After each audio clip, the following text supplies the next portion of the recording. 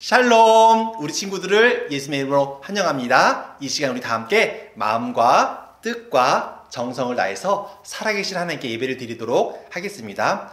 우리 하나님은 참으로 좋으신 하나님이세요.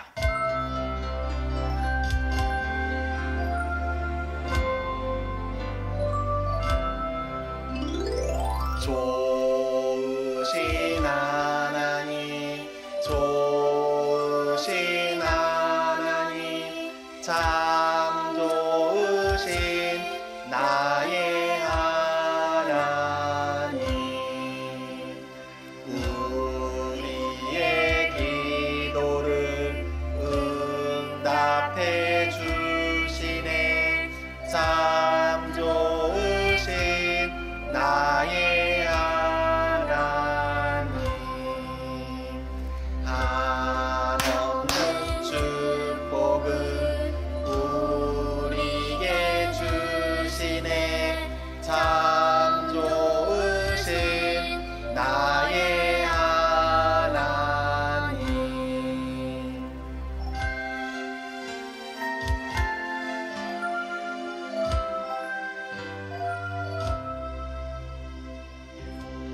함께 기도하겠습니다. 우리를 너무나 사랑해 주셔서 하나뿐인 독생자 외아들 예수님을 이 땅에 보내주신 하나님의 사랑을 너무나도 감사드립니다. 이 시간 우리의 마음과 뜻과 정성을 다해서 하나님께 예배를 드리오니 우리의 예배를 기쁘게 받아주세요. 예배를 통하여 하나님의 은혜를 깊이 체험하고 또한 우리가 하나님의 말씀을 배우면서 이 세상에서 어떻게 하면 하나님께서 기쁘게 하며 살아갈 수 있을까를 생각할 수 있는, 배울 수 있는 귀한 시간 될 수 있도록 함께 해주세요. 우리를 사랑해 주셔서 오늘도 함께 하심을 감사합니다. 우리가 어느 곳에서나 빛과 소금으로서 하나님의 자녀로서 아름답게 살아갈 수 있도록 도와주세요. 감사드리며 예수님의 이름으로 기도했습니다. 아멘. 사도신경으로 우리의 믿음을 고백하도록 하겠습니다. 나는 전능하신 아버지 하나님, 천지의 창조주를 믿습니다. 나는 그의 유일하신 아들 우리 주 예수 그리스도를 믿습니다. 그는 성령으로 잉태되어 동정녀 마리아에게서 나시고 본디오 빌라도에게 고난을 받아 십자가에 못 박혀 죽으시고 장사된 지 사흘 만에 죽은 자 가운데서 다시 살아하셨으며 하늘에 오르시어 전능하신 아버지 하나님 우편에 앉아 계시다가 거기로부터 살아있는 자와 죽은 자를 심판하러 오십니다. 나는 성령을 믿으며 거룩한 공교회와 성도의 교제와 죄를 용서받는 것과 몸의 부활과 영생을 믿습니다. 아멘. 하나님 말씀 함께 읽겠습니다. 오늘 하나님 말씀은 마태복음이에요. 마태복음은 구약과 신약 중에 신약 성경 첫 번째 책입니다. 마태복음 2장 5절부터 8절까지의 말씀. 마태복음 2장 5절부터 8절까지의 말씀 제가 읽어드리도록 하겠습니다. 그들은 대답했습니다. 유대의 베들레헴이란 마을입니다. 예언자들이 이렇게 기록해 놓았습니다. 그러나 유대 지방에 있는 너 베들레헴아, 너는 유대의 통치자들 가운데서 결코 작지 않다. 내게서 한 통치자가 나올 것이다. 그가 나의 백성 이스라엘을 돌볼 것이다. 그 소리를 듣고 헤롯은 박사들을 조용히 불렀습니다. 그리고 별이 처음 나타난 때를 알아냈습니다. 그리고 박사들을 베들레헴으로 보내면서 말했습니다. 가서 아기를 잘 찾아보시오. 아기를 찾으면 나에게도 알려주시오. 그러면 나도 가서 그 아기에게 경배하겠소. 12월 25일은 크리스마스 성탄절이죠. 예수님께서 이 땅에 태어나신 그날을 기념하는 예수님의 생일입니다. 예수님께서 처음 이 세상에 오셨을 때는 사실 지금 우리가 뭐 크리스마스처럼 그 트리를 만들고 막 캐롤을 부르면서 시끌벅적한 그렇지는 않았어요. 사실 예수님께서는 굉장히 낮고 초라한 곳에 오셨어요. 어디죠? 바로 말들이 잠을 자는 마구간에 말들이 밥을 먹는 말구유에 태어나셨어요.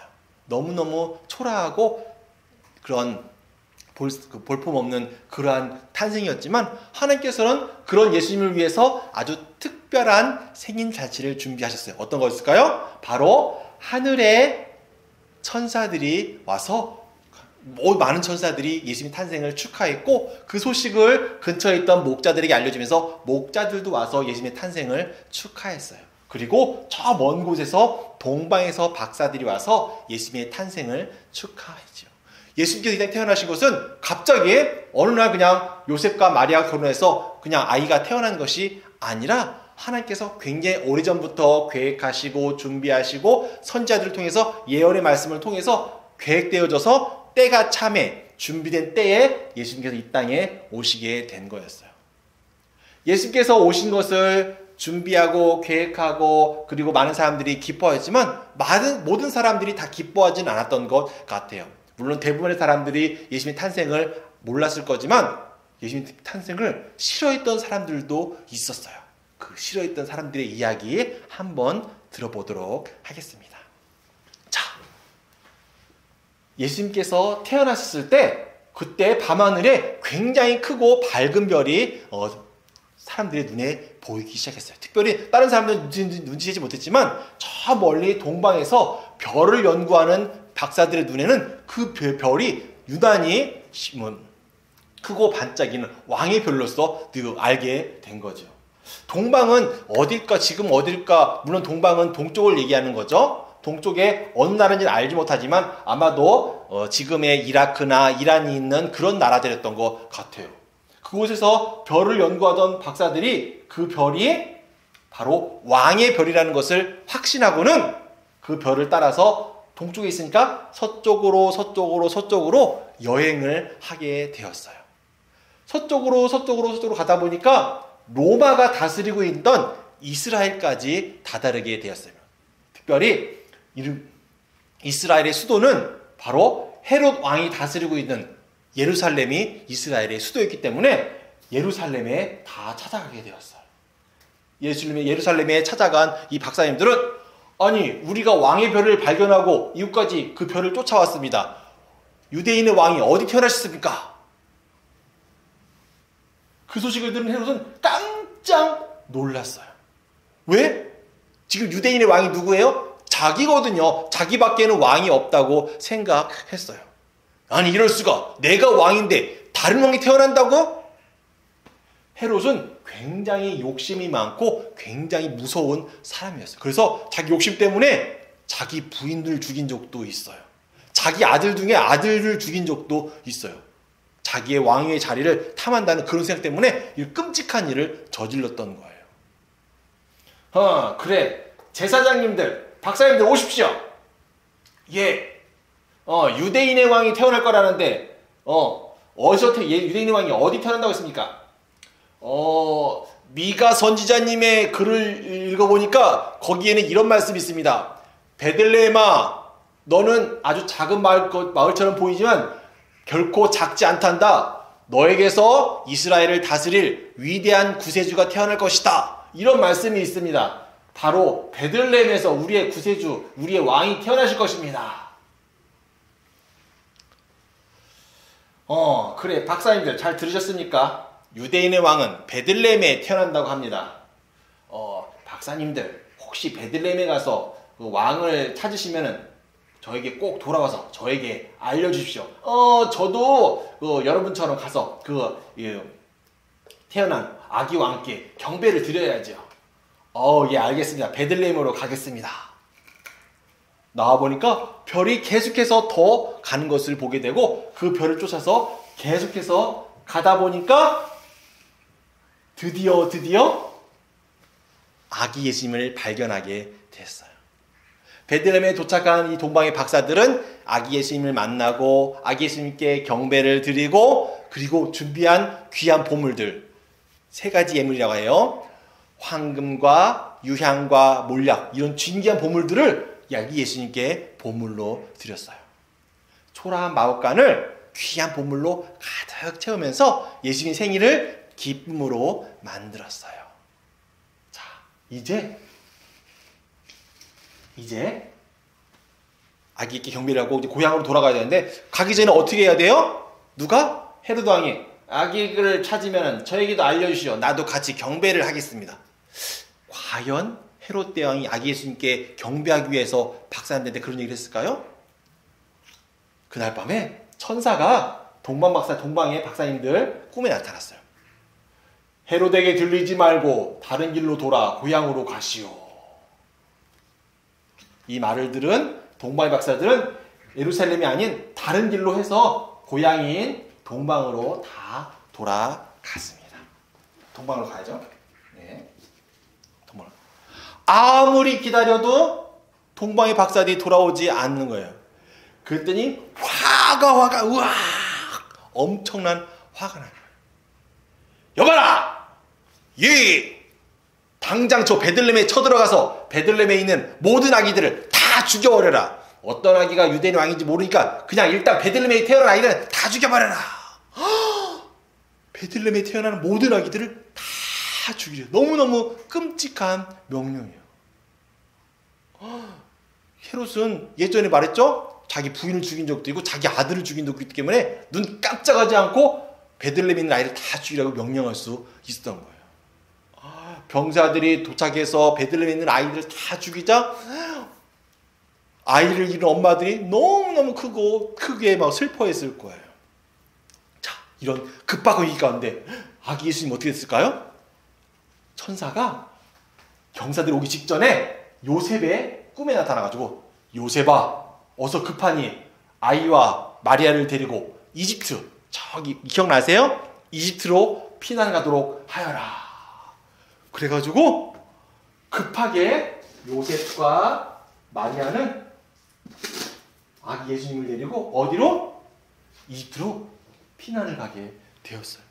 그 천만다행으로 아기 예수님은 죽임을 면했지만 수많은 아기들이 베들레헴에서 끔찍하게 죽임을 맞이했어요.